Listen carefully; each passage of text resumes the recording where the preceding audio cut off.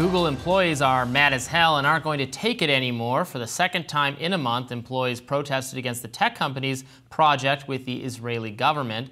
This time, Google fired back, firing 28 employees at the company's New York and California offices for protesting the cloud computing $1.2 billion contract called Nimbus. Workers sat in Google's cloud CEO Thomas Kurian's offices for more than 9 hours wearing shirts and raising banners that read, "No more genocide for profit." A Google spokesperson in a statement to NBC News said a small number of employee protesters entered and disrupted a few of our locations, physically impeding other employees' work and preventing them from accessing our facilities is a clear violation of our policies and completely unacceptable behavior. After refusing multiple requests to leave the premises, law enforcement was engaged to remove them to ensure office safety. Per the New York Times, Google employees affiliated with the group No Tech for Apartheid said in a statement that the firings were a flagrant act of retaliation. The employees added, "Google workers have the right to peacefully protest about terms and conditions of our labor."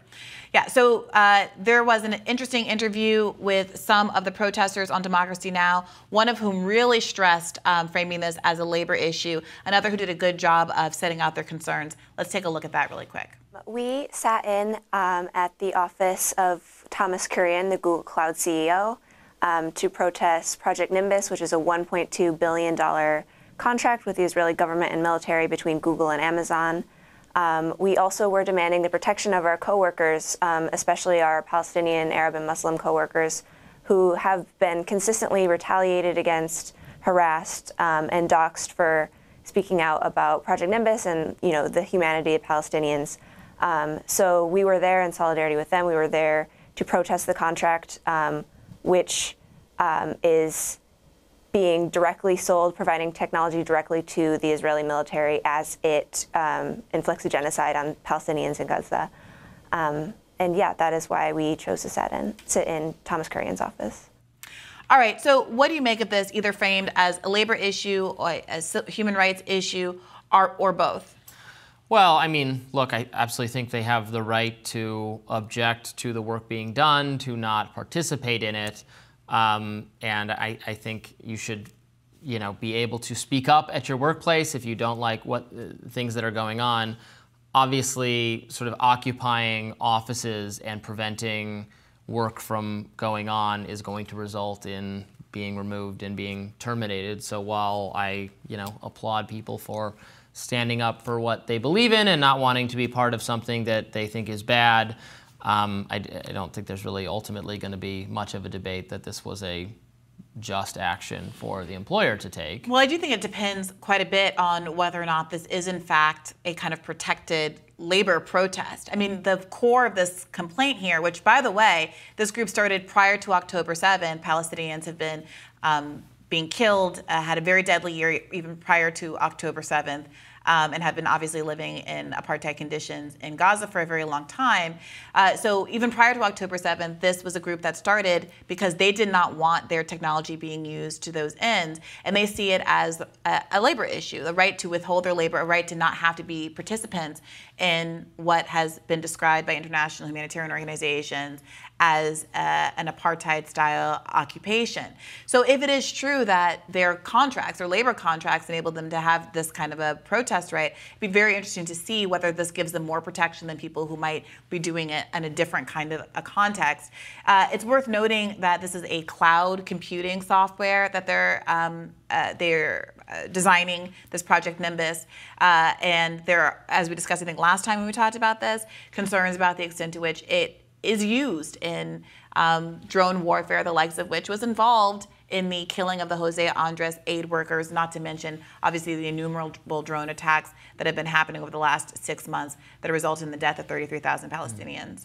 Yeah, I mean, I remain very skeptical that it violates some aspect of labor law to fire someone for not doing the job they were hired to do, or also for disrupting internal, they weren't protesting outside on the street. They were actually in the offices, in people's offices, preventing work from being done. Having a different political view is not a... Cloud Computing's office. Yeah, is is not a protected class, right? So I don't know. I find that very doubtful. But I was reflecting on the list of companies that were complicit in the Holocaust, kind of thinking of historical examples of how we might frame, with obviously the passing of time, the companies that were involved. I mean, there's regular kind of derision and sarcasm directed to companies like Hugo Boss for designing the Nazi uniforms.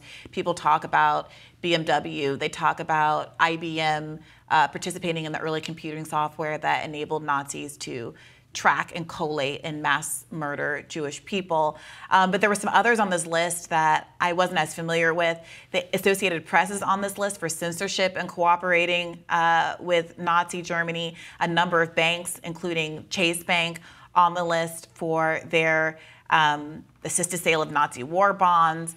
I was recently watching a new show on Apple TV that tracks Christian Dior's career and his competition with Coco Chanel, and a big subject of the early part of that show is Coco Chanel's entanglement with Nazis and using anti-Semitic laws at the time to try to wrest control of her business back from her Jewish business partners. I mean, and with the passage of history, we all, I should hope, have a very clear kind of moral assessment of the companies that were complicit. And I think it raises some interesting questions about what additional resistance from these institutional actors, what difference that could have made in the deaths of so many millions of people. And so, I don't take what these protesters are doing lightly. I don't take lightly how implicated they feel, how much blood they feel could be on their hands if they kind of blindly continue to work on software that does have these really direct applications in the present moment, and applications that have only escalated since this campaign began before October 7th. So we'll continue to keep following this story and perhaps be able to bring some of them on to talk about what their long-term goals are here. And would love to also hear from people from Google about how they are safeguarding what their core corporate ideology used to be, which was "Don't be evil." That is no longer their slogan, although notably some of these protesters had a big "Don't be evil" sign up as part of their appeal to their company to avoid doing exactly that. More Rising right after this.